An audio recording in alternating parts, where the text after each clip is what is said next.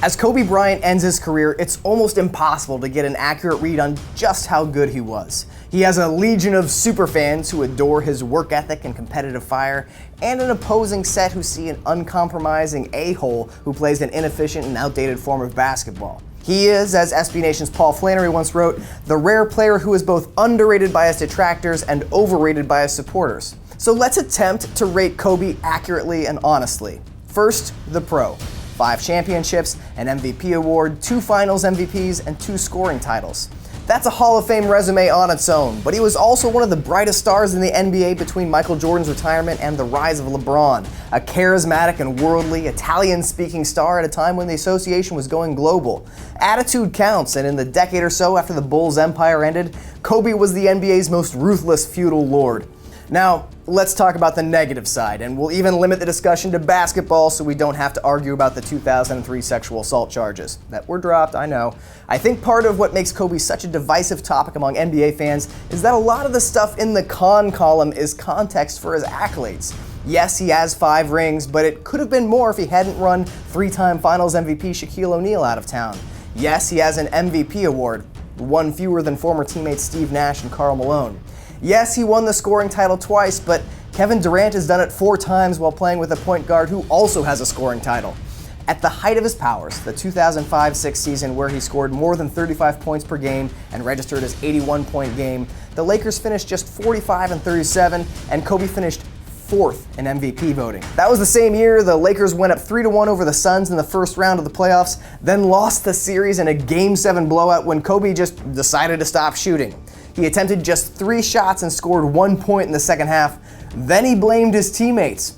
If we were going to get back in this type of game, we had to have everybody contributing, said the guy who scored 50 points on 35 shots in the previous game.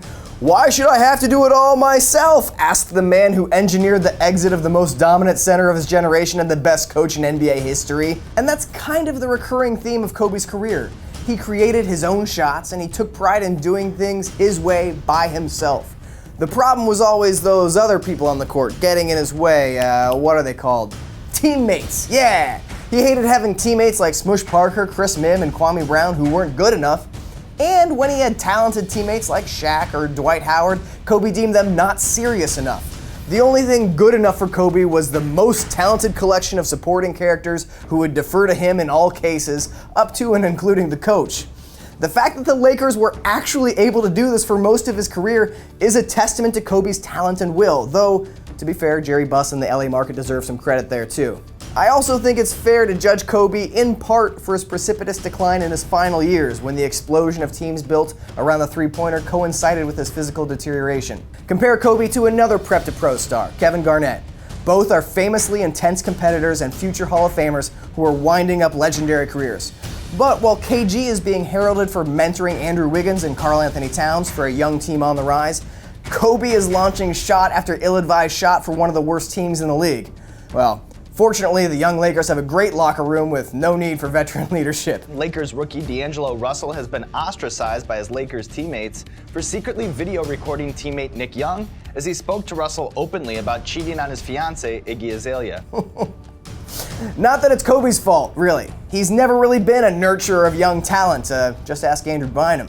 He has only ever been himself, and the Lakers have always let him be exactly that. A great scorer, a driven competitor, and a relentless asshole to anyone who interfered with the spotlight. It's funny that Kobe dubbed himself the Black Mamba, because I always thought of him more as the scorpion in the fable of the scorpion and the frog.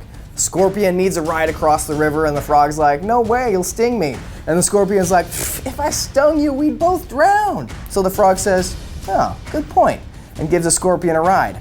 Sure enough, in the middle of the river, the scorpion stings the frog, and he's like, what the man, now we're both gonna die. And all the scorpion can do is be like, man, I'm a scorpion, this is what I do. If Kobe had been a better teammate, he might have won more championships or been more liked. But he also wouldn't have been the same caliber of player. He wouldn't have been the poisonous, deadly son of a bitch stinging both his enemies and the poor saps who agreed to help him out. And love him or hate him, at least he was true to himself until the very end.